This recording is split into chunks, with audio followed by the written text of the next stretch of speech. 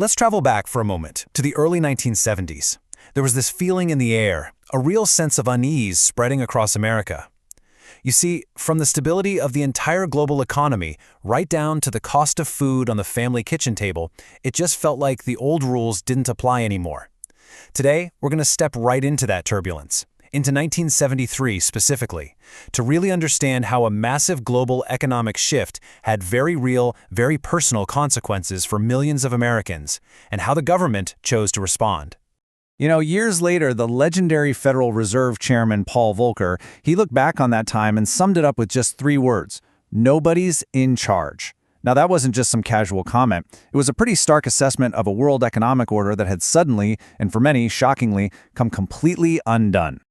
But before we can really dig into the chaos of the 70s, it's absolutely crucial to understand the system that came before it. A system that was specifically designed to prevent this kind of mess. For almost 30 years after World War II, the global economy ran on a set of rules meant to keep things stable and predictable. At its heart, the promise of this system, known as the Bretton Woods system, was stability. In 1944, the world's leading nations all got together to build something that would stop the kind of economic warfare that helped lead to the Great Depression and even World War II. So, how did it work? Well, it was actually pretty simple, in 3 key steps. First, every other currency was tied to the US dollar at a fixed rate. Second, the dollar itself was tied to a fixed amount of gold, $35 an ounce. And third, and this is the most important part, the United States guaranteed that other countries could exchange their dollars for our gold anytime they wanted. The US dollar was quite literally the anchor for the entire global economy. But, well, this system eventually came under enormous pressure. By the late 60s, things like inflation and the cost of the Vietnam War meant the dollar was probably overvalued. Foreign countries started holding way more dollars than the US had gold to back them up. And then, on a Sunday night in August of 1971, President Nixon went on television and changed absolutely everything. In just one speech, President Nixon completely severed the dollar's link to gold. He slammed what was called the gold window shut, ending the ability of foreign governments to trade their dollars for our gold reserves. And to fight rising prices here at home, he also announced a 90-day freeze on all wages and prices.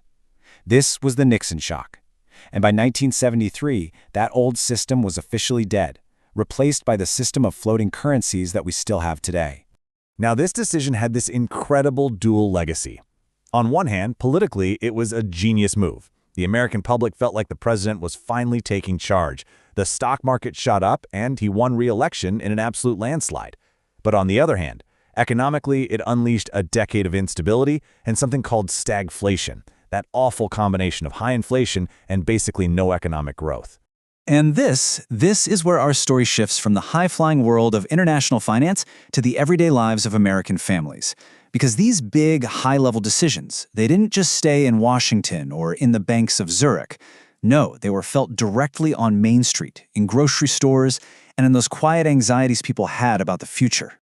This quote from the official congressional record in 1973, it just says it all perfectly.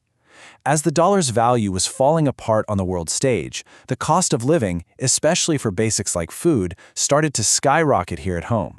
The international crisis had finally arrived at the American kitchen table. Now, all this new economic turmoil, it pushed one critical system, which was frankly already on shaky ground, to its absolute breaking point: the railroad retirement system. You had soaring inflation just eating away at the value of pensions, threatening the financial security of 1 million Americans. As Senator Bob Dole put it on the Senate floor in June of '73, this wasn't some minor issue. He said the system was facing a genuine financial crisis. If Congress didn't act, it would soon be totally unable to fulfill its promises to the very people who'd spent their lives running our nation's railroads. And the scale of this was just immense. We're talking about nearly 1 million people, retirees, their spouses, widows and widowers, who depended on those checks. In an era of soaring inflation, the idea that those pensions could be cut wasn't just a fear, it was becoming a very real possibility. Their entire financial security was suddenly at risk. So Congress had a choice: let the system go under or act. The Senate took up a bill, H.R. 7200, that was designed not just to put a bandage on the problem, but to start a fundamental restructuring to make sure it could survive for the long haul. And this right here, This is the actual record from that day's proceedings. I know it might look like just a page of text, but in these columns, you had lawmakers hammering out the details that would directly affect the lives of 1 million railroad families. This was democracy in action, trying to respond to a real crisis. So what did the bill actually do? Well, first, it addressed basic fairness. It allowed men to retire at 60 with full benefits after 30 years of service, the same deal women already had. Second, it extended some temporary benefit increases, which prevented a sudden, really sharp drop in income for retirees. Third, and this was critical, it shifted the tax burden. And finally, it forced labor and management to get together and come up with a permanent, financially sound solution. This table really shows you that huge tax shift. Before the bill, the employees and the companies paid the exact same rate. The new law cut the tax rate for employees by almost half, putting more money back in their pockets during a really tough time. To make up for that, and to shore up the fund, the rate on the employers was raised by the exact same amount. The Railroad Retirement Act of 1973 was really about more than just one pension system. It was a statement about the nation's priorities in a time of profound economic change. In a way, this legislation was a case study for a much bigger challenge. When the very foundations of the global economy are shifting under your feet, how does a government keep its promises to its citizens? This act affirmed that the social contract, the promise of a secure retirement after a lifetime of hard work, still mattered, and that protecting people had to be the priority.